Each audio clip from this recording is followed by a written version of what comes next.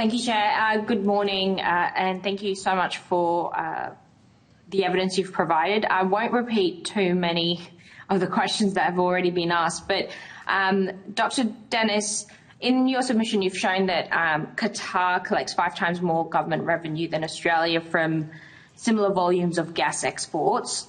What is your response to the gas industry's claim that high taxation would deter investment, cost jobs, and Australian families would have to bear the brunt when we've seen that Qatar and Norway clearly haven't had that problem?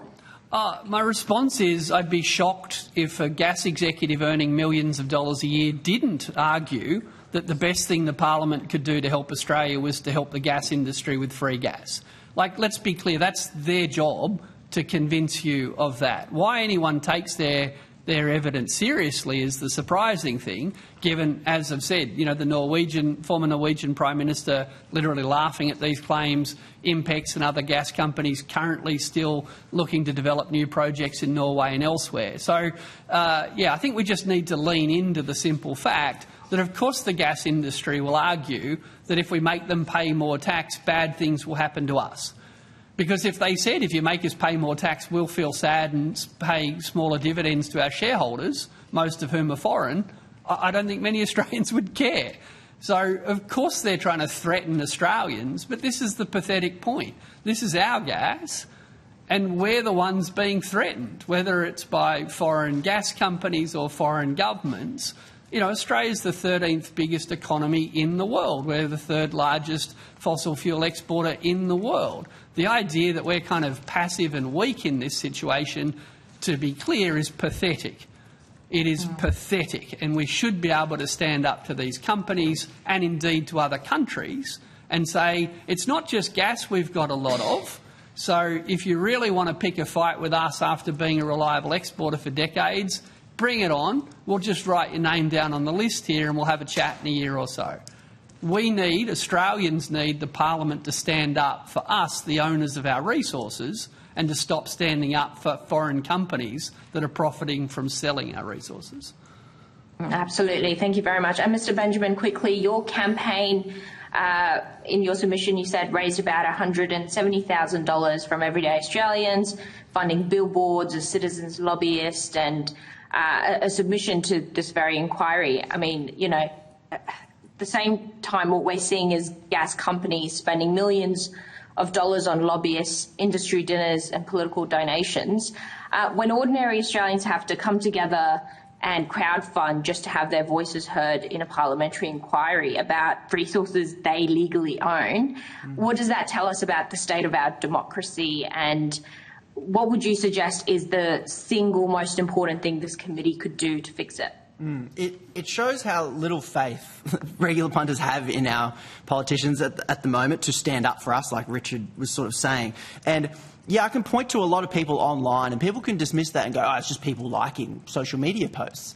But like you noted, I have raised close to $200,000 from people. You can go to the Chuff campaigns and see the small donations that have come in. We are so desperate to get paid what we are owed. We are throwing our own money to get... I have it a lobbyist now. Our own lobbyist, that we feel like we have to send in a lobbyist, because when we look at the politicians, it is as simple as this. When we look at this issue, who are you getting your talking points from? Are you getting your talking points from the gas lobby? Like Richard's pointed out, they're not really on our team. They get rich when we don't understand something, right? And it's as clear-cut as that when politicians get to make a decision on this single issue. So I think the single best thing, to come to your question, that Parliament could do to restore trust, I genuinely think it would, ending its connections, close ties with lobbyists, and I personally think, if I'm suggesting policies right now, stopping allowing politicians, people in front of me, going to work in the industries that they literally wrote the rules for. I've got a list of politicians who are still to this day, who were resource ministers, gas lobbyists. Now, to the regular punter, well, like, well, hang on. Richard's saying we're getting ripped off, we're not standing up to us, but hang on, who wrote those rules? Hang on, that person's a gas lobbyist now. this blows our mind. So if you really want to restore faith and in democracy and don't have to have me fundraise for a lobbyist to get heard on this issue, let's start there. Don't take jobs as lobbyists when you finish. Go be a teacher, go be a nurse. There's plenty of other jobs out there. I won't be a lobbyist, I'll employ one, but maybe our politicians could also not do that, and we can believe that you can stand up for us and not the gas lobby. Look, can I just add that we know the gas industry spends more on PR than it pays in PRRT.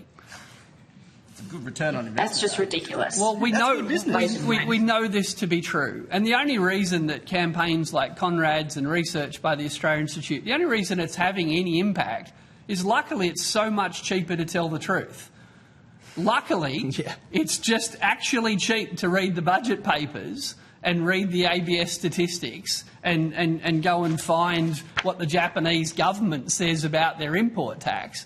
Luckily, that's cheap to do, because otherwise, we would still be sitting here pretending we're poor, pretending we've got no choice but to cut the NDIS while giving away, $17 billion a year worth of free gas.